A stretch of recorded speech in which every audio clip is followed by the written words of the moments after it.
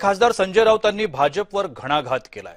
नारी शक्ती नाही तर भाजप शक्ती विधेयक संसदेत मंजूर होऊ देणार नाही असं देखील संजय राऊत म्हणतायत। मतदारसंघ पुनर्रचनेची गरजच काय असा देखील सवाल राऊतांनी विचारला।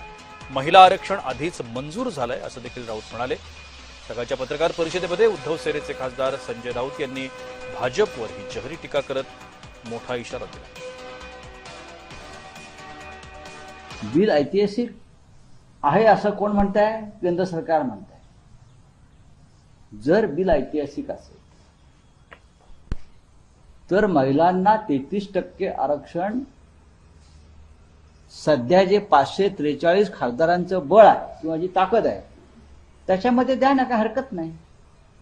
त्यासाठी 800 पेक्षा जास्त खासदार तुमच्या मनाप्रमाणे मतदारसंघ तोडून निर्माण करून तुम्हाला हे बिल लादायचं आहे।